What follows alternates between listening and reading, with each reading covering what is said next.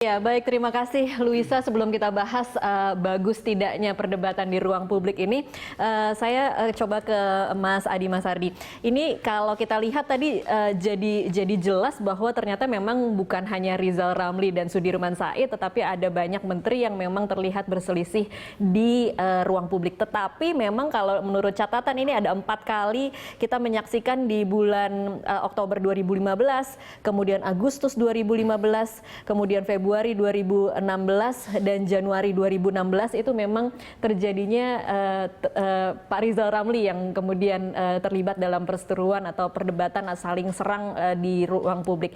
Ini kalau kita boleh tahu sebenarnya ada masalah apa sih antara Rizal Ramli dengan Sudirman Said? Ada masalah pribadi tidak sih Pak Adi? Kalau pribadi nggak ada, cuma memang ada perbedaan mazhab ya. Kalau Sudirman Said ini kan mazhabnya lebih ke neolibnya. Urut-urutannya kan bisa dari Kuntoro, Mangku Subroto, kemudian ada Iriana, ada Sudirman Said, ada Teten Mas Duki, dan lain-lain, ada Todo Mulya Lubis yang dari jaringan masyarakat transparansi internasional. Beda mazhab, beda pendapat artinya? Nah, sangat beda. Nah, sementara Mas Rizal dan kawan-kawan ini selalu mengusung masalah ekonomi konstitusi, ekonomi yang berdasarkan konstitusi untuk kemanfaatan sebanyak-banyaknya masyarakat, rakyat. Nah, dari sisi itu udah pasti berbeda lah. Jadi setiap kebijakan dasarnya sudah dasar berpikirnya sudah berbeda, udah pasti benturan. Nah, kemudian Mas Rizal dengan punya pengalaman di birokrasi juga, pernah ada di pemerintahan, juga orang pergerakan juga, tahu begitu melihat ada program ini dia tahu ini bermasalah atau tidak. Contoh misalnya soal Garuda. Ketika ada opsi mau membeli Boeing Airbus itu, membeli Airbus ini pasti ada masalah karena kita tidak memerlukan itu, Garuda tidak memerlukan itu. Kalau dibeli akan mangkrak. Akhirnya kan kemudian ketika dikritik oleh Mas Rizal dan kemudian sampai sekarang kan memang menjadi tidak jadi. Nah, itu uang negara yang diselamatkan itu ya sekitar 4,5 miliar US dollar loh, besar. Kemudian yang soal listrik kan kemudian dikoreksi, bahkan kemarin itu Sudirman Said juga mengatakan bahwa pesimis bisa menyaksikan 35.000 megawatt. Alasannya kan karena waktu dikritik itu kemampuannya nggak segitu, bilang bahwa rakyat itu perlu lebih banyak lagi listrik. Tetapi kan pada saat yang kurang lebih sama dia menaikkan listrik sehingga orang yang mau membeli listrik juga nggak bisa. Pertanyaannya Mas Adi di sini, apakah hal seperti ini kemudian tidak bisa dibahas internal? Mengapa harus Pak Rizal Ramli mengungkapkan fakta-fakta ini di publik seolah-olah memang menyerang koleganya sendiri begitu? Saya melihat begini, pasti di dalam sidang kabinet itu pasti sudah dibahas dan pasti juga sudah ada penjelasan dan mungkin lebih karena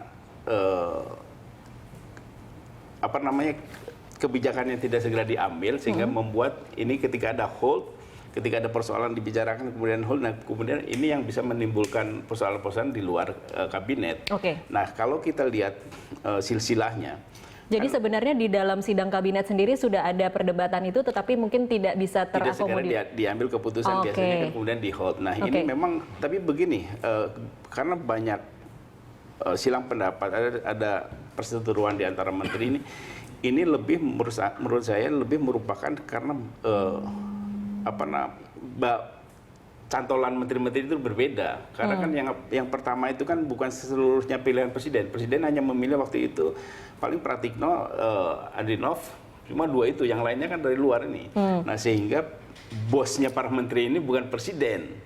Nah, ini juga apalagi mereka juga tahu nih presidennya baru, kemudian juga lebih akomodatif, membiarkan Anda mau mengatakan bahwa presidennya kurang mendapat wibawa dari bawahannya sendiri begitu? Karena memang kan kita tahu waktu awal-awal kan presiden ini ya disuguhin orang-orang yang sesuai dengan pimpinan partai masing-masing. Juga ada yang dari luar misalnya kayak Sudirman Said bukan dari partai juga kan yang dibawa oleh JK. Jadi ada 2 matahari di situ antara presiden dan pimpinan partai atau menteri-menteri dan dengan wakil presiden. Baik, kita akan coba cross-check, tanyakan langsung ke staf khusus Kementerian SDM, Pak Said Didu. Selamat sore Pak Said Didu. Selamat sore. Iya, Pak Said itu tadi saya sudah bertanya ke Mas Adi Mas Ardi mengenai apa sih sebenarnya masalah yang terjadi antara Rizal Ramli dengan Sudirman Said. Kalau saya bisa mengutip kata-kata Pak Sudirman Said, ini kan bukan cuma masalah Blok Masela, tetapi juga saya merasa diganggu-ganggu soal listrik 35.000 megawatt, dana ketahanan energi, bangun infrastruktur, Freeport. Ada banyak sekali yang kemudian dia mungkin merasa tidak bisa dilakukan karena kritik dari koleganya sendiri. Nah, Anda sendiri yang berada di dalam, Pak, ada masalah apa sebenarnya antara dua menteri ini? Saya pikir membahas ini ada 3 hal yang harus kita bahas. Satu adalah masalah substansi, kedua adalah masalah etika pemerintahan, dan yang ketiga adalah masalah etika pribadi. Nah, masalah substansi menurut saya adalah kalau Anda sudah seorang menteri, maka seluruh substansi itu harus dibahas pada saat masuk proses mekanisme pengambilan keputusan di kabinet, maka prosesnya adalah mekanisme sidang kabinet. Ya. Jangan karena kalah berdebat di sidang kabinet terus mencari dukungan di publik dan menyerang teman koleganya atau pemerintah sendiri, bahkan menyerang atasannya. Pak Said itu perdebatan di rapat kabinet itu terjadi atau tidak terjadi sama sekali kemudian tiba-tiba muncul di publik? Sangat terjadi, tapi kebiasaan Pak Rizal Ramli, saya tahu persis bahwa itu adalah bahan sidang kabinet dibawa keluar. Itu yang membuat susah karena kami dari Kementerian SDM patuh betul bahwa bahan sidang kabinet tidak boleh dibawa keluar dan diperdebatkan di publik. Kita masih ingat pada saat Pak Yusuf Kala menanggapi Pak Rizal Ramli, Pak Rizal Ramli kan menyatakan suruh Pak JK datang berdebat sama saya. Etika seperti apa yang ada pada seorang menteri seperti itu, gitu kan? Nah, itu masalah substansi. Jadi menurut saya masalah substansi apabila sudah masuk ranah proses pengambilan keputusan di kabinet, maka kalau presiden tidak boleh mengizinkan dibuka di publik, jangan dibuka di publik. Kalau sebelum masuk ranah itu silahkan aja berdebat di publik, itu bagus-bagus saja supaya transparansi terjadi. Yang kedua, saya mau bahas tentang etika kabinet. Menteri itu adalah pembantu presiden, tidak lebih dari itu. Jadi jangan setelah presiden sudah memberikan arahan, jangan gaduh, jangan berdebat di publik, tapi malah berdebat di publik atau ada taktik lain sekarang dipakai, menyuruh orang lain berdebat di publik, tapi disuruh. Dan kita tahu persis orang itu disuruh untuk berdebat dengan substansi sidang kabinet. Nah, yang ketiga saya katakan tadi etika pribadi. Saya katakan etika pribadi, sejak Oktober 2015 itu Pak Rizal Ramli sudah memberikan 9 gelar kepada Sudirman Said. 9 gelar. Satu adalah pertama-tama di KPK menyatakan Sudirman Said itu menteri keblinger. Yang kedua adalah dia pelindung Freeport, menerima sogok dari Freeport. Yang keempat, dia takut pada asing. Yang kelima adalah dia akuntan membicara teknis. Yang keenam adalah dia berani karena ada backing. Yang keenam, yang ketujuh menyatakan Sudirman Said menyelundupkan peraturan pemerintah. Yang kesembilan, dia menyatakan bahwa itu dikendalikan adalah geng Kuntoro. Dan yang kesembilan, bahwa ini adalah menteri yang suka menyerah. Jadi gelar-gelar 9 gelar yang sudah diberikan Sudirman Said, Rizal Ramli kepada Sudirman Said. Dan menurut saya ini sudah batas kesabaran manusia juga ada batasnya.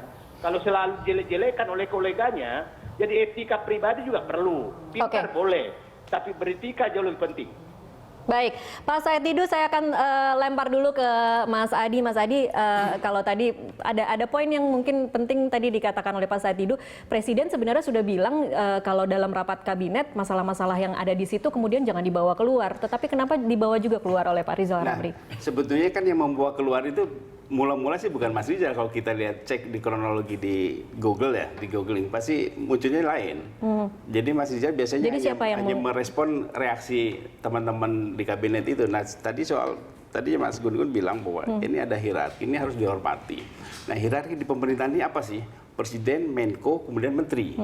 Sedangkan Wapres itu kalau diminta oleh Presiden baru bisa bicara. Baru bisa tugas-tugas Wapres itu diperintah oleh Presiden. Jadi dalam hierarki pemerintahan harian itu, Menko itu posisinya itu lebih tinggi dibandingkan Wapres. Jadi, nah selama ini kan Sudirman Said, ya seperti yang tadi disebutkan oleh Pak Said itu ya, yang 9 gelar itu ya memang seperti itu. Contoh misalnya ketika pelantikan hari pertama, di tempat Mas Rizal. Yang lain-lain datang, dia nggak mau datang. Rapat setiap rapat, sampai detik ini setiap rapat koordinasi nggak pernah Oke, datang. jadi kalau saya boleh perjelas, hingga saat ini pola komunikasi antara seorang Rizal Ramli dengan Sudirman Said itu tidak ada atau bagaimana? Memang tidak ada, karena Sudirman Said lihat dari gelagatnya itu tidak menghormati Rizal Ramli sebagai Menko, dia lebih menghormati orang yang di luar itu. Bahkan presiden sendiri dia tidak dihormati karena instruksi presiden kan juga nggak pernah digubris juga. Contoh misalnya ketika tidak usah berdebat di luar. Artinya kan kalau perdebatan ini kan ada, misalnya ada si A ngomong, B nimpalin. Kalau Mas Rizal Ramli ngomong sendiri kan nggak akan terjadi apa-apa. Ini melawan. Seolah-olah Rizal Ramli ini menjadi salah. Nah itulah kemudian muncul. Tapi kalau dia taat azas, ini Menko, dihormati dong. Karena posisinya itu.